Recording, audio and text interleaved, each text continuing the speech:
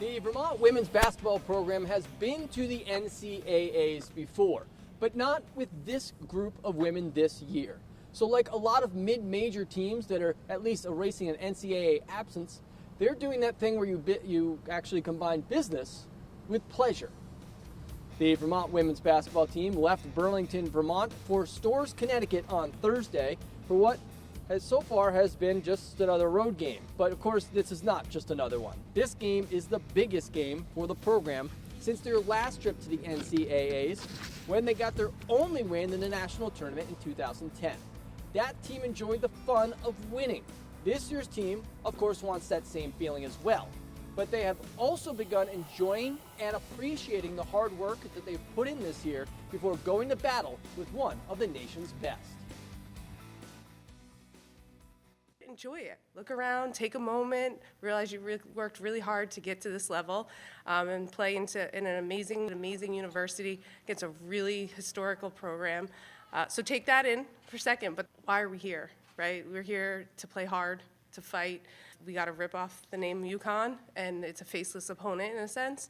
And remember that when tip happens. Coach Kreski's team can't think about what their opponent has done in their long, successful history. They need to take time to take a breath, allow for a moment to take this all in before turning the page and going right back to what has gotten them here so far. It's so cool walking in the locker room and having it all decorated with the V-Cats and everything, and that's really, really fun. But it's definitely something that we have to enjoy today and then kind of, forget about and focus on the game for tomorrow. It's very easy to, be in awe because this is a very successful program for a very long time, and we grew up watching UConn, so it's very cool to be here in this experience. But once we step on that floor, it's go time.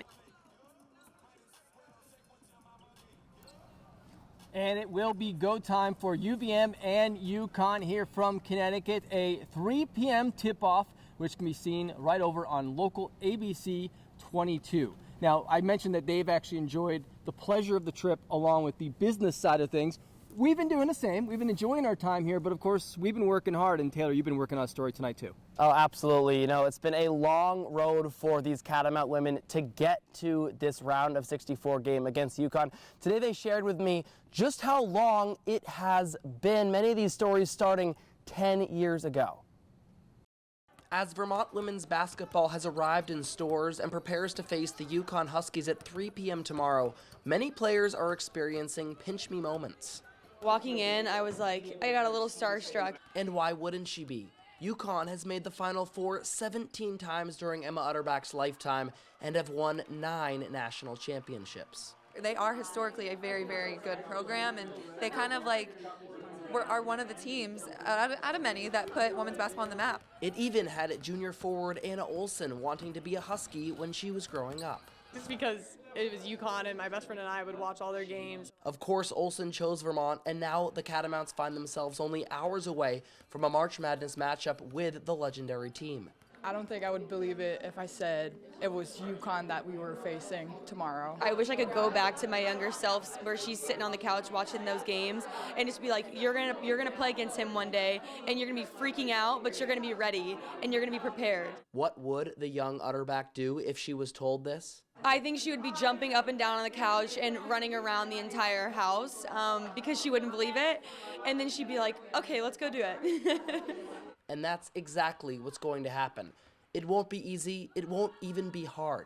It will be near impossible. But that doesn't matter to these Catamounts. I've seen a lot of people's brackets having UConn actually go, all the way to the championship, and I think for our mindset, we just have to think of them as any other team, any other game. No one is expecting us to win, and no one thinks that we're going to win. So using that as some extra fuel and just going out there and coming in as the underdog, just giving it all that we got, and hopefully getting the upset. But if this team can't pull off the round of 64 win, it doesn't at all take away from what they accomplished this year. While the Catamounts were still in Burlington, the team cited their 17-game win streak to end the season, which is on the line on Saturday, and their first tournament bid in 13 years as positive takeaways. At the end of the day, this is in my mind, like a perfect season. Obviously, I want to go as far as we can in the tournament, but the way that our team has pushed through and we came out on top and now we're playing a great team, I wouldn't want anything more. Tip-off coming your way, as Ken said, at 3 p.m. tomorrow. We're very much looking forward to that. And, of course, the men's team losing earlier today in their round of 64 game. So we are hoping that the women can salvage something from this tournament and upset the powerhouse that UConn is. And the men's tournament just did see a 16 win earlier today, so why not a 15-seeded women's team? Absolutely. Farley Dickinson upsetting #1 Purdue. Lauren, any thoughts on that one? Yeah, I've got to tell you, for one, my bracket today is a disaster. I don't think any team that I had winning today won. But guys, aside from that, I do want to know, yesterday we saw Catherine Gilwee's dad at send-off.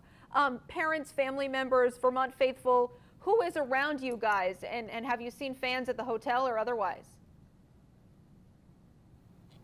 I haven't seen any at the hotel we're staying at. We are about 10 minutes outside of town.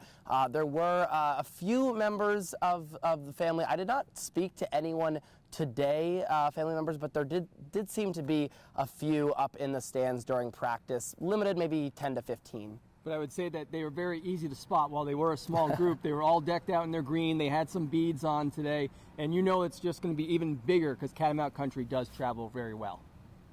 Right, and it's just, 3 or 4 hours away, so it's great that some family and friends were able to make the trip. Ken Drake, Taylor Viles, wonderful, thank you so much. We will see more from you tomorrow. All right, we'll be right back, everybody. Stick around.